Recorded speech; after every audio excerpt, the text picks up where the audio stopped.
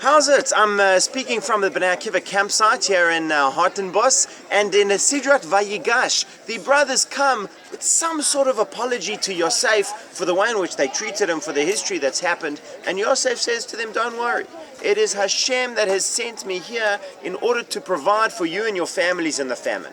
And there are two levels on which I want to understand this. The first is to see the greatness of Joseph, that he's somehow able to see the bigger picture, that he's able to see Hashem's hand in this, instead of being caught up in what happened in his own feelings, in the baggage that he's carrying with him. He's somehow able to see, you know what, this was for the good. It transcended the personal pain and the emotions, but there's some bigger picture here, and this was a good thing.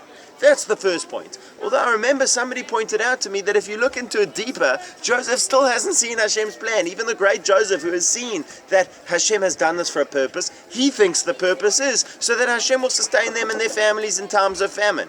We, of course, know that there wasn't the bigger purpose. The bigger purpose was part of the fulfillment of the prophecy to Abraham, that Hashem would bring the whole Jewish people down to Egypt, that there they would become enslaved, that eventually they would go free, that they would become a nation, that they would receive the Torah. There's a much bigger picture at play over here, and even Yosef was only able to see the small part. He thought it was so that they would come down for food, but that itself was simply another cog in the wheel. So the first thing is to have a sense of that bigger picture, but the second one is to realize that even that bigger picture is not necessarily the scale on which Hashem deals. Hashem deals in a scale of generations. And therefore, for example, Rabbi Berelwan points out, we should never be disheartened when we see that over our entire lifetimes there's a certain problem that hasn't been resolved. Hashem's patience is far, far greater than ours. Mishnah in Pirkei Avot tells us that Hashem waited 10 generations from Adam until you had somebody like Noach.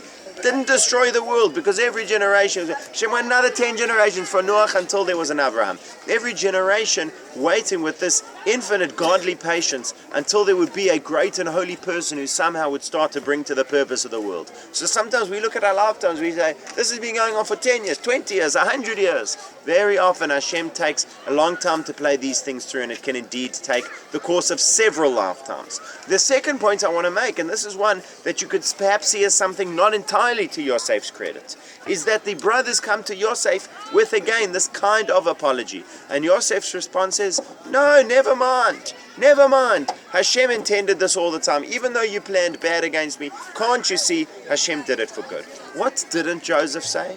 Joseph never said to the brothers, I forgive you. He never said, you know what? It was really hurtful what happened, but I understand where you are coming from, and I'm able to let it go, and I'm able to let the past be the past. What he did essentially was he dismissed their apology. And Aviva Zorenberg points out that this in fact left some unresolved tension within the relationship, because saying never mind is not the same as saying I accept your apology. And so Joseph, with all of his greatness and all of his wisdom, in this instance was perhaps a little bit too wise, a little bit too far-seeing, because it was great that he saw the whole bigger picture. But you know what he didn't see?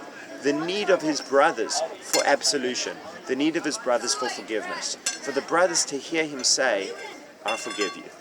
So those are the two thoughts I'd like to share with you. The first one is that Joseph sees the bigger picture, but he doesn't see the bigger picture. The other one is he sees the bigger picture, but he doesn't see the smaller picture. And whilst we should be blessed like Joseph to see that bigger picture, we shouldn't forget always that there's a smaller picture to look into the eyes of the people that we're speaking to. And the bigger picture as well, that's always much greater than we could ever imagine. Shabbat Shalom.